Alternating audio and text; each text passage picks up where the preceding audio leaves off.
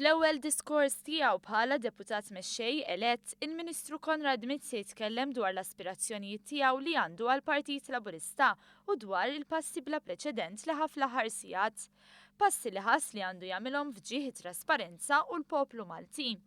Mizzi sostna li dak li qal dwaru Simon Busuttil mhuwiex minnu u għaldaqstant ta' aċċess lill-ġurnalisti għad-dokumenti, imma mhux biss.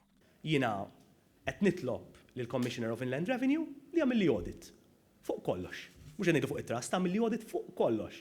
Tant m'għandix naħbi li li nagħti full disclosure jista' jagħmlu queries ma' min iridu għax jiena kull ma qlajt qabel ma tlajt fil-gvern qabel ma kont membru parlamentari kien leġittimu. Fl-attività politika fiż-Żejtun id-deputat mexxej irreaġixxa l-aħbar li l-kap tal-Oppożizzjoni Simon Busuttil huwa involut direttament f'mill-inqas żewġ kumpaniji ta' trust li jieħdu ħsieb lassi ta' persuni oħrajn.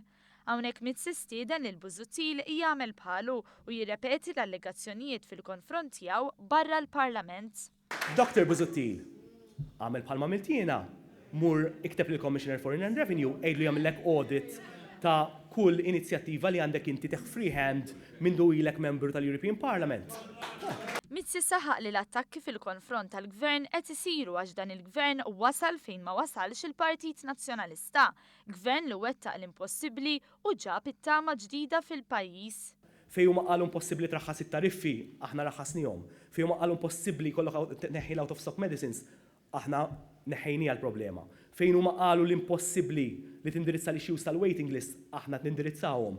Fejn huma qalu impossibbli li tagħti drittijiet ugwali lil diversi persuni fis-soċjetà tagħna, aħna tajnihom. Fejn huma f'25 sena ma daħlu liġi fuq il-finanzjament tal-partiti, fuq qatt ma neħħew il-preskrizzjoni fuq il-politiċi, aħna neħħejnija.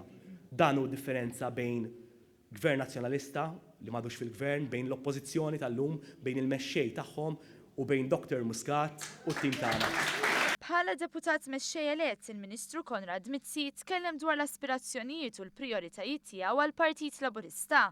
L-ewwel nett dik li l-Partit Laburista jibqa' joħroġ bl-aqwa idejat u jmur għand il-poplu b'manifest ta' bidla u kontinwità sabiex ikomplu jinħolqu aktar opportunitajiet għal kulħadd. Li jiena inwedkom li se nagħti 200% tiegħi għall-partit, għall-gvern biex inbidlu l-ħajja tal-Maltin u l-Awċin. Biex nimplementaw il-manifest elettorali biex iva l-familji tagħna ikollhom tama u kulħadd ikollu drittijiet l-aktar li jmiss, aħna l-partit tal-aspirazzjoni, aħna l-partit tat-tama, aħna l-partit li lesti ngħinu ngħaddu l-għodda dak min irid jaħdem u min ma jistax minħabba issues, aħna lesti minħabba li hemm tkabbir ekonomiku nagħtu kontribut lilhom ukoll.